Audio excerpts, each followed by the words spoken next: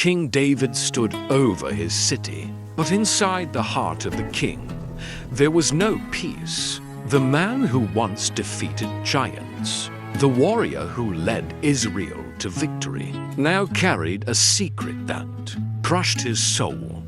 What began as a moment of weakness had turned into a chain of terrible decisions. One day, God sent a messenger. The prophet Nathan walked into the palace. He told the king a story: a rich man with many sheep, and a poor man who had only one little lamb. When a traveler came, the rich man refused to take from his own flock. Instead, he took the poor man's only lamb and slaughtered it. David was furious. Such a man deserves to die. The king declared. Nathan looked straight at him and said the words that pierced the king's soul. "You are the man." In that moment, David realized something terrifying. God had seen everything.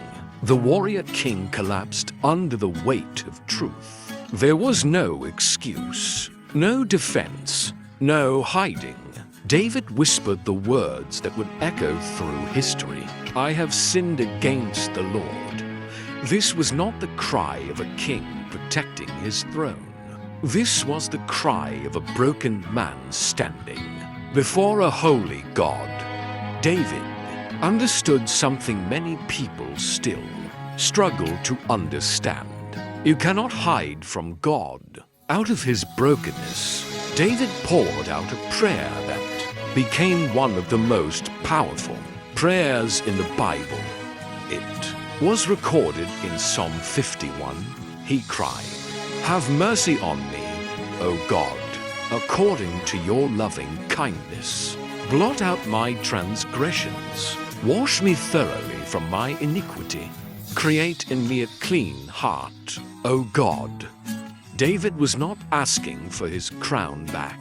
He was asking for his heart to be restored. Because David knew something powerful.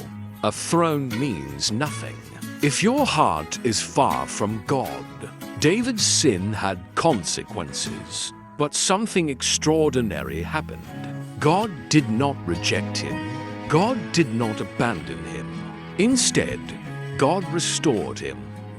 Why? Because David did something rare. He truly repented. He did not blame others. He did not hide behind power. He humbled himself before God.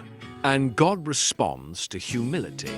The story of David reminds us of a powerful truth. Great people can fall.